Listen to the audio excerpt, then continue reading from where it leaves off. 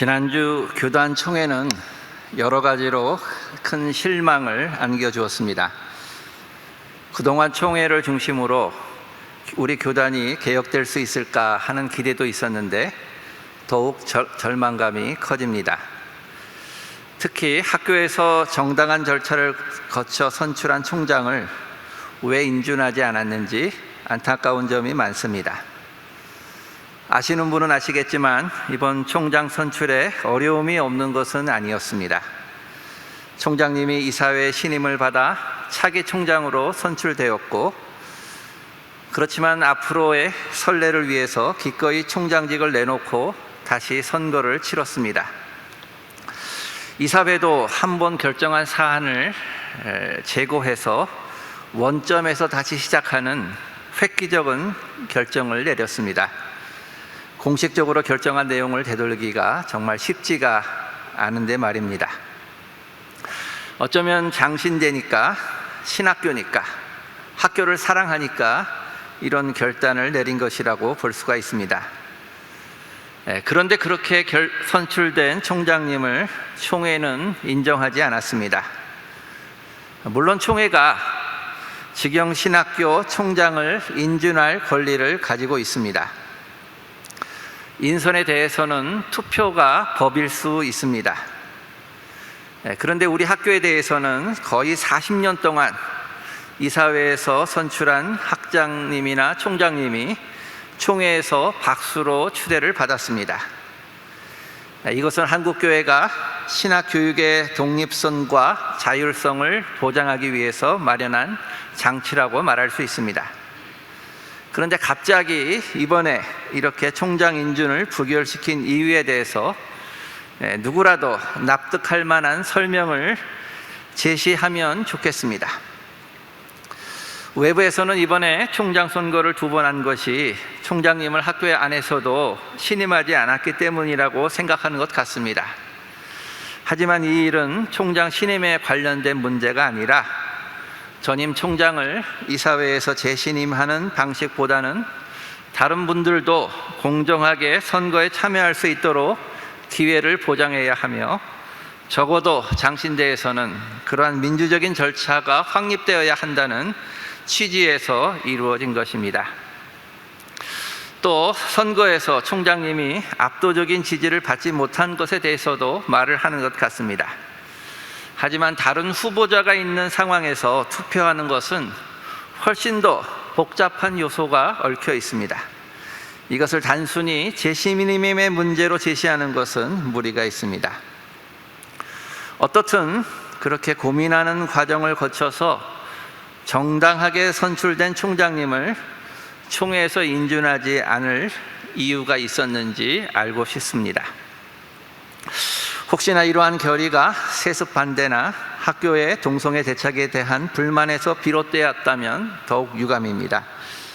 잘못된 정보나 오해에서 학교를 비판하는 경우가 많기 때문입니다. 그동안 학교에서도 정확한 정보를 알리고 오해를 풀기 위해 많이 노력해 왔지만 우리 이번 총회 총대까지 충분히 그 마음이 전달되지 않은 것 같습니다. 여러분, 오늘 말씀은 우리가 잘 아는 밀과 가라지의 비유입니다. 오늘은 그 비유의 해설 부분입니다. 그런데 예수님의 다른 비유와 달리 이 비유는 굉장히 비현실적인 요소를 갖고 있습니다. 논밭에 잡초가 생기는 것은 당연한 일이죠. 그런데 종들은 왜 잡초가 생겼는지 묻고 있습니다. 원수가 했다는 주인의 대답은 더 이상합니다.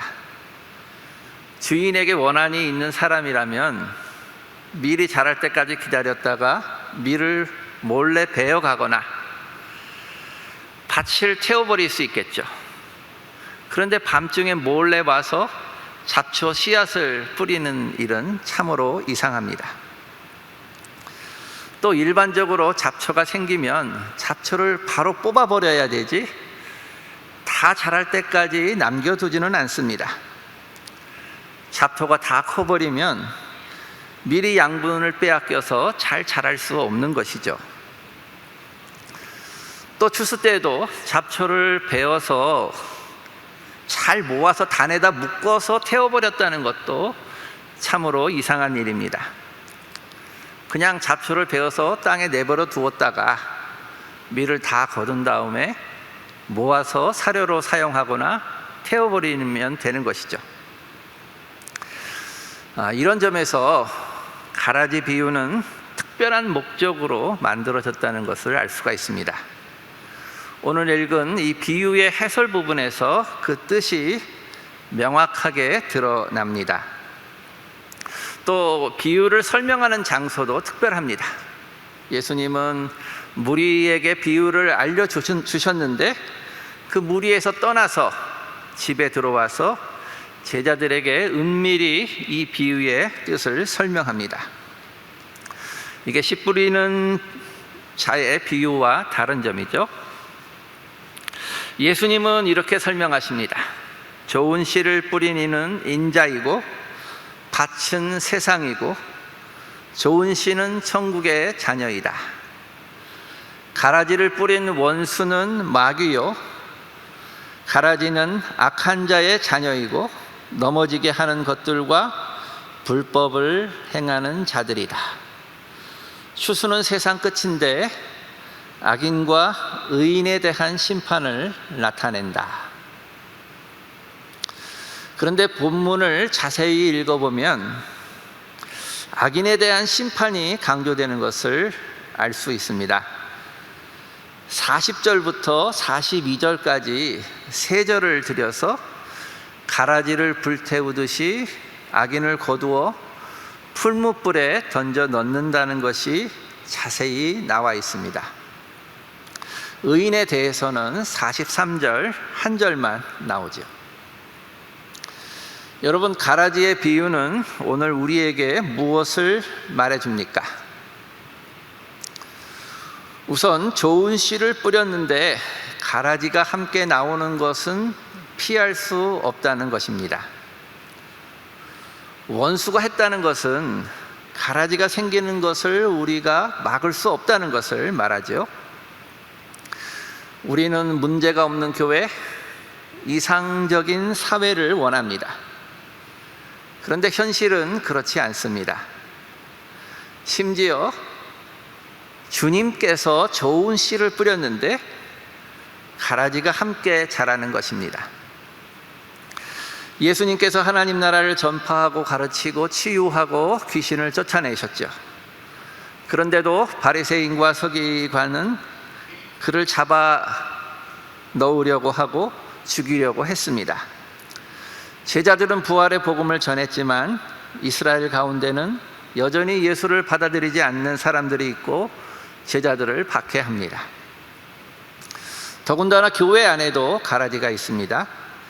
12제자 안에도 유다가 있고 예루살렘 교회 안에도 아나니아와 삽비라가 있고 바울에게도 수많은 적대자가 있었습니다. 교회사는 다른 예수, 다른 복음, 다른 영을 전하는 자들과 몰래 숨어 들어온 자들로 얼룩진 역사를 보여줍니다. 가라지가 존재하지 않는 유토피아는 없는 것입니다. 오늘 본문에서 가라지는 악한 자녀이며 넘어지게 하는 것들과 불법을 행하는 자들이라고 나옵니다. 이들은 어떤 사람들입니까? 넘어지게 하는 것들이란 단어는 18장 7절에는 실족하게 하는 일들이라고 나옵니다. 작은 자 중 하나를 실족하게 하면 연자 맷돌에 달려 깊은 바다에 빠뜨려지는 것이 낫다. 손이나 발이 범죄하면 찍어버려야 하죠. 눈이 범죄하면 빼어서 내버려야 합니다. 작은 자 중에 하나도 업신여기지 말라고 했습니다. 이 작은 자들을 업신여기고 실족하게 하는 이들, 바로 이것이 가라지입니다. 또 불법을 행하는 자들은 누구입니까? 7장 22절과 23절에 따르면 이들은 주여 주여 우리가 주의 이름으로 선지자 노릇하고 주의 이름으로 귀신을 쫓아내며 주의 이름으로 많은 권능을 행하지 아니하였나이까? 라고 말하는 자들입니다. 주님께서 이들에게 엄중히 말씀하십니다. 내게서 떠나가라. 이렇게 보면 가라지는 세상에만 있지 않고 교회 안에도 또 주님의 일을 행한다는 자들 가운데도 있습니다. 그런데 가라지를 뽑으려는 종들에게 주인은 밀까지 뽑히지 않도록 내버려 두라고 말합니다. 가라지가 있지만 밀이 있는 것이죠. 악의 자녀들이 있지만 인자의 나라의 자녀들이 있습니다. 가라지는 종말의 심판 때까지 함께 있게 됩니다. 악인과 불법을 행하는 자들이 없어지면 좋겠지만 현세에서는 불가능합니다. 이들을 제거하다가 하나님의 백성까지 상하게 할 수 있기 때문입니다. 인간적인 방법과 힘으로는 가라지를 없앨 수 없습니다. 그러면 어떻게 해야 할까요? 가라지를 없앨 수 없다면 가라지를 견디고 가라지와 함께하는 지혜가 필요할 것입니다. 그 지혜가 무엇입니까? 첫째, 종말의 하나님의 심판이 가라지를 불태울 것이라고 확신해야 합니다. 바로 오늘 본문이 강조하고 있는 내용이죠. 지금은 가라지와 함께 생활하고 있어도, 지금은 가라지가 권세를 부리고 성공한 듯 보여도 악인과 불법을 행하는 자들은 반드시 하나님의 심판을 받을 것입니다. 때로 왜 하나님이 종말까지 가라지를 내버려 두시는가 답답할 때가 많죠. 하나님의 뜻이 더 분명하게 이 땅에 나타나서 악인들을 심판하기를 원합니다. 그런데 하나님의 마음은 다릅니다.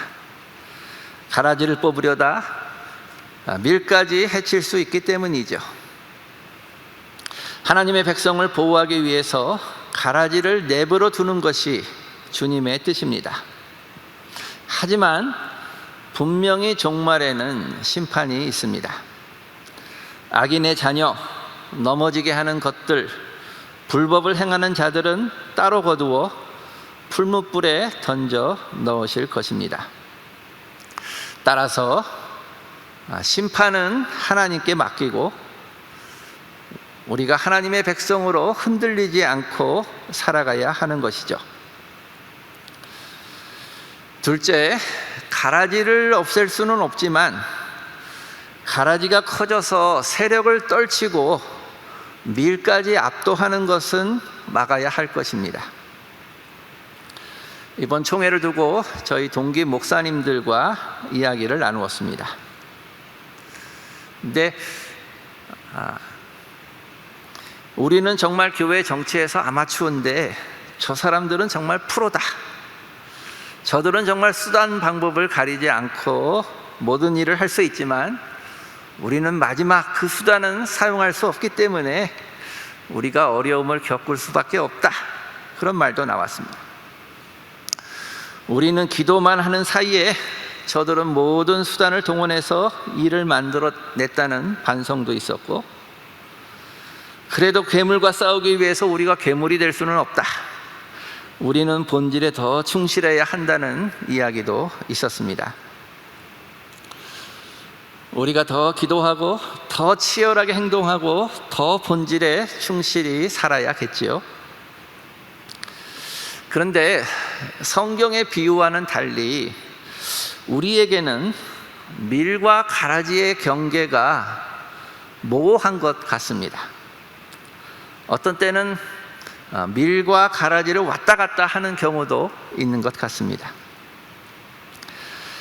가라지는 예수님께 내쳐지고 종말의 심판을 받는 무리를 상정합니다.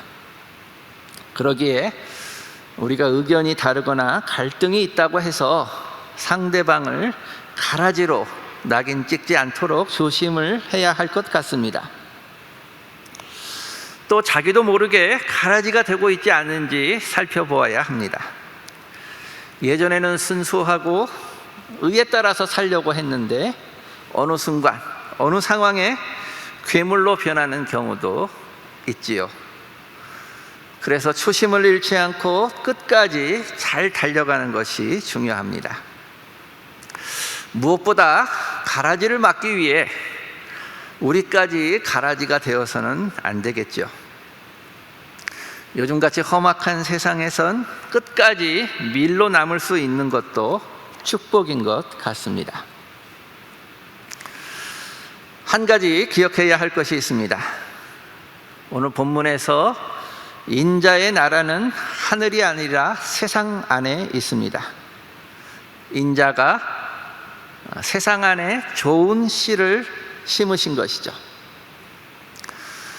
바로 이 나라는 승천한 주님께서 다스리는 나라이며 제자들의 선포와 삶을 통해서 드러나는 나라가 될 것입니다. 마태복음에선 하늘과 땅의 모든 권세를 지닌 그 주님이 세상 끝날까지 우리와 함께 계신다고 말씀하셨습니다.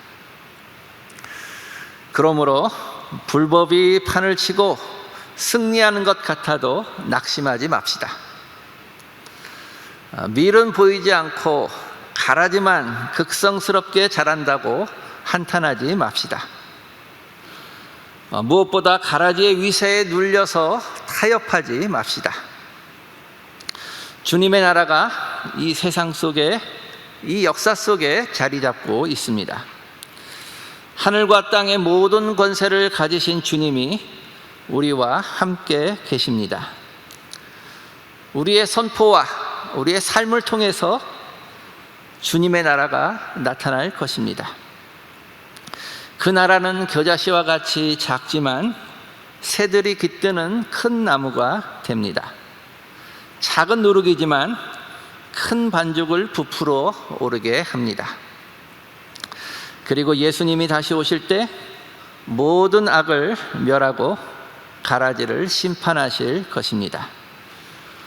오직 그날을 바라보고 실망하지 말고 지금 여기서 주님의 뜻을 따라서 신실하게 살아가길 원합니다. 기도하겠습니다. 주님, 가라지를 한탄하지 말고 확고하게 주님의 사람으로 살아가게 하소서. 주님의 재림과 종말의 심판을 확신하며 지금 여기서 주님께 순종하며 살게 하소서. 예수님의 이름으로 기도합니다. 아멘.